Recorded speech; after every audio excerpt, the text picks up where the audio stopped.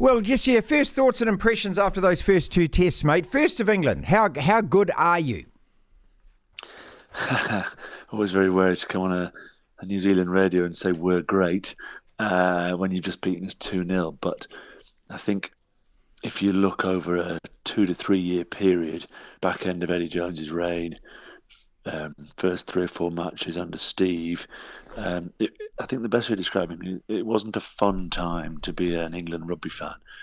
Even if we won, it was sometimes death of 1,000 cuts and rugby by attrition. And then with the confidence of the World Cup and a semi-final where we got a nice draw, and we pushed South Africa close in the semi-final. We went into the Six Nations, ended up turning over Ireland with a drop goal, lost by a point in France, started to see a semblance of fluidity, tempo, belligerence, back to the old days for people like Itoje, back to his best form.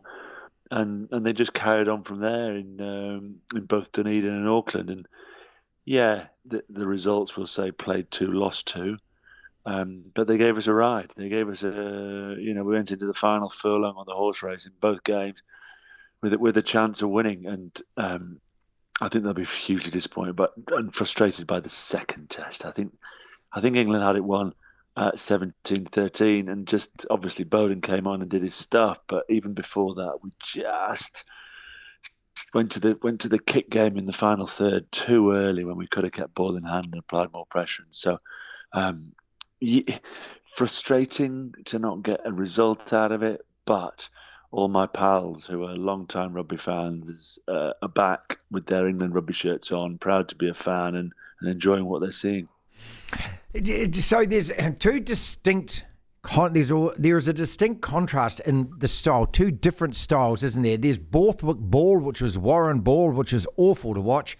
And then there's the chance your arm England, like we saw against Ireland, like we saw in patches against the All Blacks, where you're prepared to give it a go. So is it a matter now of trying to kind of find the balance between those two? Or do you think he's actually going to turn more towards a better way of playing where you actually give yourselves a chance of winning and it's actually attractive rugby? Yeah, I mean, Steve came through with Saracens, with Brendan Venter. And the early days of Saracens was tough to watch. Really tough to watch. And then they just built on their game and added bits and pieces as they went. You don't sort of fall too far from the tree.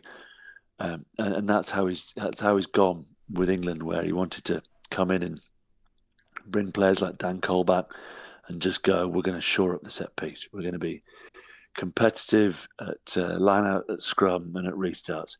We're going to focus on the kicking game. A lot of teams kick 25, 30 times a game. We're going to be as good as them at it, and we're going to have a great kick chase.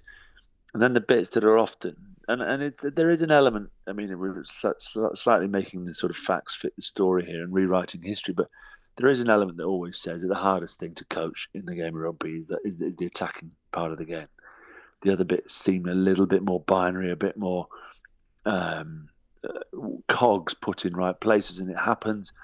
Attack is 15 fellas doing different things at the same time as 15 fellas trying to stop you with a ref who's interpreting different gain lines and breakdowns in a different capacity.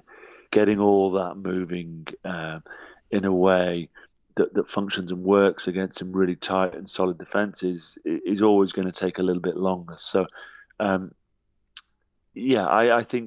don't necessarily think it'll always be Steve will coach necessarily an all-court game where they'll go to how Italy are playing right now, which is literally run everything from everywhere.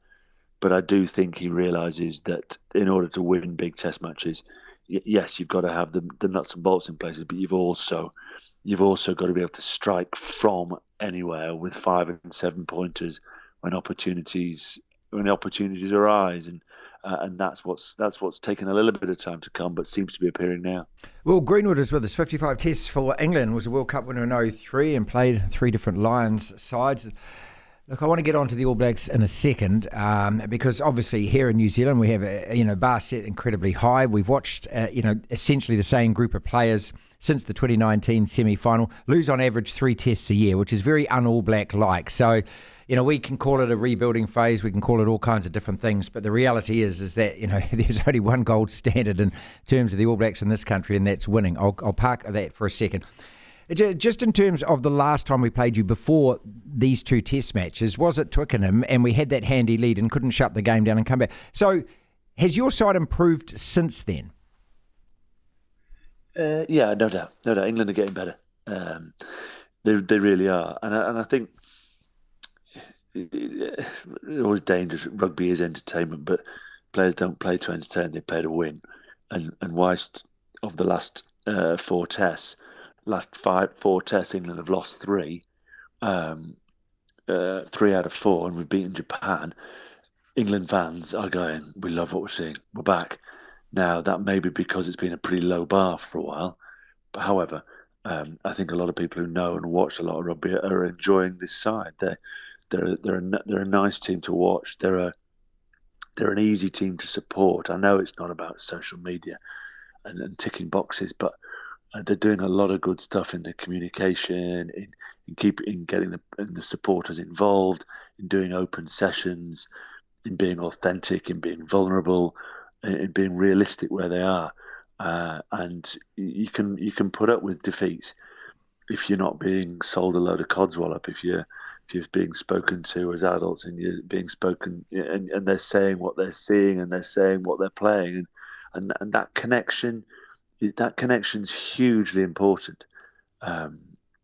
So England are massively improving. We're not in the top 3 in the world yet. I think Ireland, you might say we're not in top 4. You'd still say Ireland, South Africa, New Zealand, and possibly France. But we're starting to be competitive with those 4 teams now, whereas for 2 or 3 years, just stick the loss in the ledger before you played against those teams.